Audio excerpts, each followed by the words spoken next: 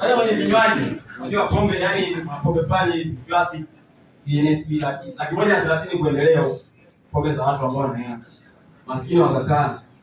Kwa nini lengo sikulewa tu? Lengo sikulewa. Ikaje kitu kinaitwa gongo.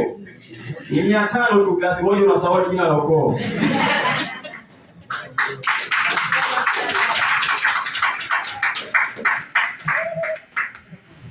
Akashia moja kwenye mavazi, sisi nzima mavazi. Unajua mavazi, kuna mavazi moja inaitwa baadhi wanavaa Nigeria. Wanavaa mwili mzima wale wanavaa na makofia. Bei yake ni 300 huko na 400. Maskini wa kibongo wakasema, kwani issue si kawe mwili mzima hiyo. Nikaja vijora hivyo. 7,000 tunafanya na Nigeria.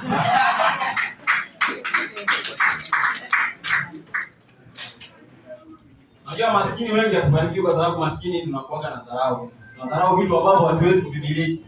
Unajua Asturias tajiri, matajiri wakawa wanapiga story, ikapita kwa gari ya kawaida. Kagari ka ST. Anajua gari moja nzuri sana hii kwa safari za mkoani. Haini mafuta, ni chafu tu chaki. Ila sasa si maskini tukikaa, ikapita ST. Nasikia inayo ni gari. Inayo ni gari kuliko mimi. Kinunua ST bora tembea kwa mguu.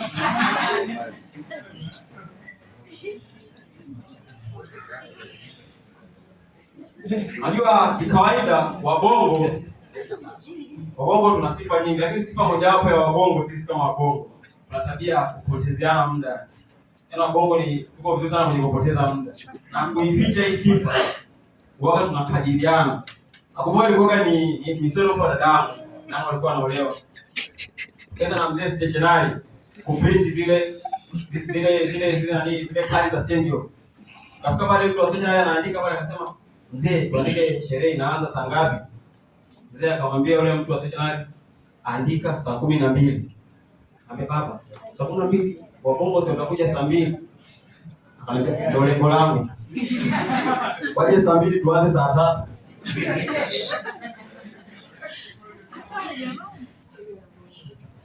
Unajua sifa nyingine ya Tanzania ni kwamba unajua kuna watu wanachuki. Yaani kuna mtu anakuchukia tu bila sababu ya msingi. Unaweza kukuta tu unamcheki mshikaji wao mbona unaona mwanangu. Sababu anaokupa haina msingi wowote. Unajua mwanangu mbona mshikaji wako anamwambia mwanangu mimi najua mwanangu. Damu yangu mimi na yeye. Alienda. Sasa damu na roho yana mtu inahusianaje? Yaani vitu ambavyo havina uhusiano kabisa. Na unajua bana, fanya vyote ila usije ukakatisha kambi ya jeshi bila ruhusa. Nisha tokea na brother wangu, kuna private car. Tukapita papo, tukaingia kwenye sehemu ya kambi ya jeshi, eneo la jeshi. Tukafika pale pande moja akaja majeshi. Ndio ndio kuji, anajeshi wapi hapo? Anambia njia. Mbona kibao kule hamna njia? Atafanya samani kose. Sasa mimi brother wangu atatia ubishi. Mimi naomba kwanza brother wangu usiende. Labda zangu wewe ni ubishi. Umefika pale pa kuingia eneo la jeshi wakaanza kutuliza maswali. Hapo wewe kubwa unaitwa nani? Brother akasema mimi naitwa Emmanuel. Kama jeshi akamwalia na sifa moja wa wanajeshi niwaambia labda kama mjui. Wanajeshi wana tabia moja. Ukijibu vyovyote vile unakula adhabu. Wewe umejibu vizuri au vibaya? Sasa brother wangu unaitwa nani? Sasa mimi naitwa Emmanuel. Kama jeshi kaambia nataka majina yako matatu. Pigia picha 30. Sasa kapiga picha 30. Sasa akaja kwa wangu mimi, unaitwa nani? Mimi nikajiongeza. Naitwa Bedeus Daudi Mbando. Akasema nataka jina lako sio la baba yako wala la ukoo. Pigia picha 30.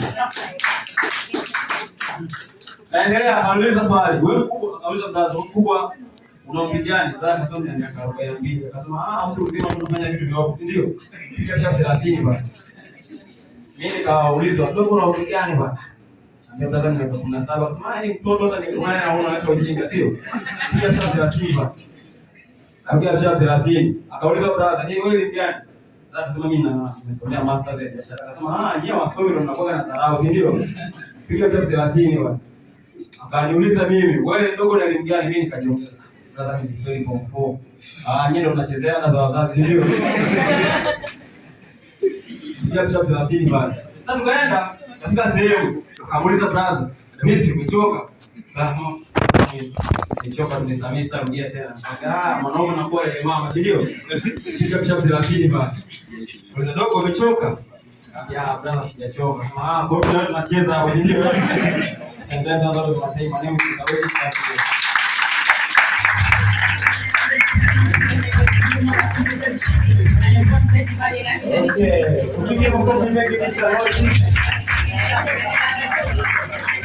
nimependa zile idea alizokuwa anazisema.